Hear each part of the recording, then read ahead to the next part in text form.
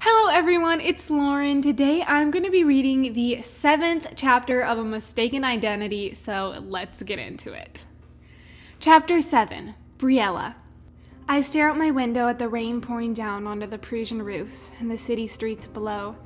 I shiver and pull the curtains back into place. I look around my newly renovated room. My bed is situated in one corner, and a suitcase, half full, taunts me from the middle of my room. Shortly after 5 o'clock this morning, I'd been woken up from a sound sleep by the phone ringing. Moments later, as I was about to go downstairs, I'd overheard my mom talking into the phone in a hushed, anxious voice. "Lydia, I don't know what to do with her. She's never done anything like this before." I froze on the stairs upon hearing those words, craning my neck to hear more. "You really think that's our only option?" "Okay then, I'll talk to Eric about it." At that moment, my mom had turned towards the stairwell, so I darted back into my bedroom, missing the rest of the conversation. An hour later, my parents knocked on my bedroom door. Their faces were stern but sad. I resisted the urge to jump into my bed and throw the covers over my head. A moment later, they dropped the bomb. I'm being sent off to boarding school. I thought of Tyler and shuddered. When I tried to object, my parents would have none of it. They explained that my enrollment in the school was complete. My tuition had been paid in full. So there you have it. I'm being sent off to a strict boarding school because I ran away from home with a strange boy. Obviously, that is not what happened, but it's what my parents believe. I pick up a pillow off of my bed and hurl it across the room. I'm not a rebellious teen, and I don't want to leave my family. Tears begin streaming down my face as I contemplate my future. A few minutes later, I retrieve my pillow and gently lay it back on the bed. The last thing I want to do is become some sort of rage monster. I've got to keep my anger in check. I stand in the doorway of my room, suitcase in hand, wiping away the last of my tears. If I thought tears would make my parents feel sorry for me and change their minds, I would have left them there. But I decided that they'd just make the parting harder on all of us. I take one last look at my room, then slowly close the door behind me. But I stop when something catches my eye. It's a small scrap of paper lying on my nightstand. I walk over and pick it up. It's the piece of paper Hayden gave me with his phone number on it. I can't help him now, at least not while being stuck at a boarding school with all those rigid rules. I shove it in my pocket anyway as I slip through the door. My parents, standing under an umbrella, are waiting for me on the curb in front of our apartment. I sadly say goodbye. My mom holds me in a long embrace. Finally, she lets go of me, and my dad pats me on the back, wishing me well. It's all extremely awkward.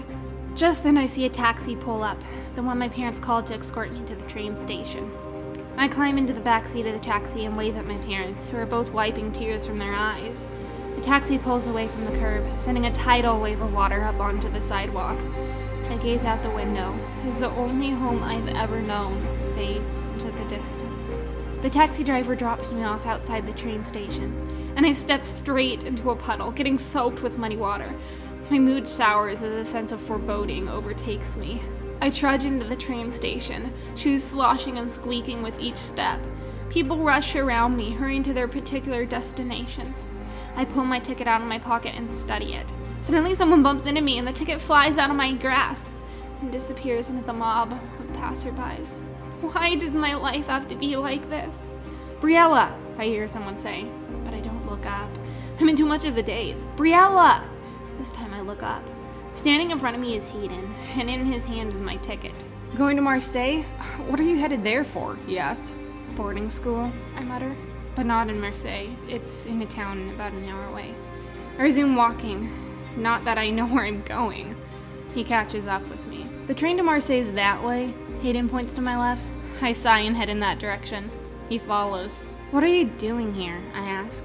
"Oh, just stalking me? Yeah, I get it," I say, picking up my pace. "I am not stalking you," he protests as he continues to follow me. I reach the platform that my train is on, then turn and look Hayden in the face. "I know you want me to help you find Piper, but I can't. Thanks to you, I'm gonna be stuck at a boarding school. You've already ruined my life. Don't mess it up even more."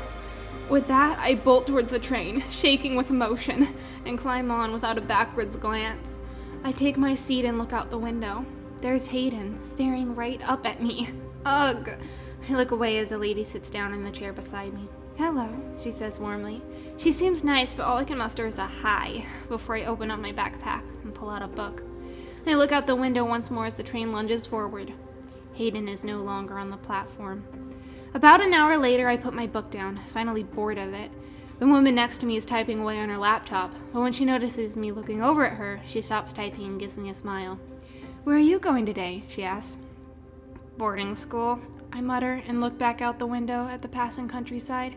I hear the lady sigh. "I know how you feel," she says. "I was sent away to boarding school when I was your age. Maybe I can give you a few survival tips," she chuckles. "What school are you going to?" "Queen's Academy," I say. She's quiet for a moment. Her smile's been replaced with a look of anguish. "Are you... that's none of my business, I suppose," she trails off. "A juvenile delinquent?" I mutter. "No, as a matter of fact, I'm not." The woman's face is a mix of emotions I can't understand.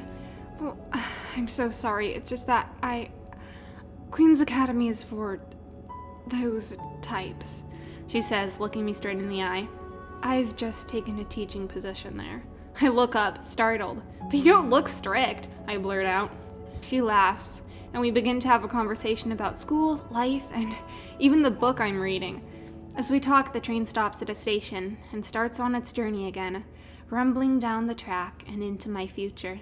A few hours later, we arrive at the station at Marseille.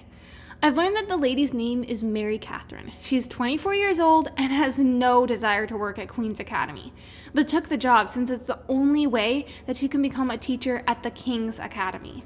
The King's Academy is a highly academic, top-rated boarding school only a few hours away from Queen's. Mary Catherine helps me grab my bags, and we walk out of this train station together. She turns towards me as she hails a taxi.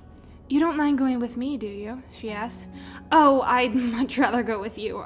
I don't think I could find the correct bus. I have a poor track record with these things," I reply.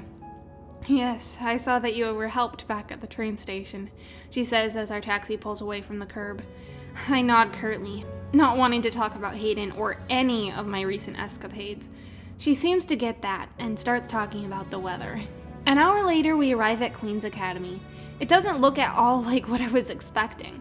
I thought all boarding schools had pristine campuses lined with stately oak trees and perfect manicured laurel hedges. It doesn't take me long to realize that Queen's Academy breaks this stereotype. As we drive up to the cold stone building, I immediately notice that it's somewhat dilapidated. There are several smaller buildings off to the side, none of which look very inviting. The main building is 2 stories tall, with hundreds of small stained glass windows and a looming front door. Though I can tell the building was once stately and beautiful, many of the windows are broken, and ivy threatens to overtake the place. One of the windows in particular appears to have been hit by a round object. Perhaps a ball? Or maybe a fist? I shudder. "You wait here while I get things sorted out," Mary Catherine says as we approach the entrance of the main building. I watch her disappear through the doors, and then sit down on a nearby bench and wait for something interesting to happen. A few minutes later, my wish is granted, but it isn't the interesting that I'd been hoping for. A door slams, and I start looking up in the direction the sound came from. I see 2 boys striding out of the math building, as the sign above proclaims it to be. A man, presumably a teacher, is following close behind them. "You can't leave in the middle of class. You know the rules. If you don't come back inside this instant, your report card will reflect your behavior," he threatens. His voice calm but very commanding. "You do what you want," one of the boys pipes in. "We don't care." They both laugh and continue on their way. The man wipes sweat from his brow before continuing after them. "Jake, with that attitude, you'll never be able to function in society. France needs hardworking, respectful citizens, and neither of you are acting as such. How do you ever expect anyone to hire you?" Both boys turn and stare the man down. The one I assume to be Jake replies, "I'm not gonna be employed. I'm gonna be the employer. And if you were in my company, I'd fire you." "Poor Mr. Foster has no more command than a boy," the other boy sarcastically quips. The man's face turns various shades of red as he fights back his rage. The boys saunter onto a trail along the side of the math building and disappear as the teacher turns towards the main building and clambers up the steps into the building. My mind races. I've never witnessed such a lack of respect for authority. Did my parents realize where they'd sent me? I'm not a juvenile delinquent, at least not now. But hanging around people like this all the time? That could change a person, and not for good. How in the world can I get out of here? And what about poor Mary Catherine? She deserves respect from her students. She's gonna hate it here, perhaps even more than me. That was the 7th chapter of A Mistaken Identity. I hope you guys enjoyed it. If you did, then please give it a thumbs up and also subscribe to my channel and hit that notification bell so that you don't miss out on any of my future videos. If you have not already, then you can watch my last video by clicking right here. Thank you for watching. Stay safe, stay healthy, and have a great week.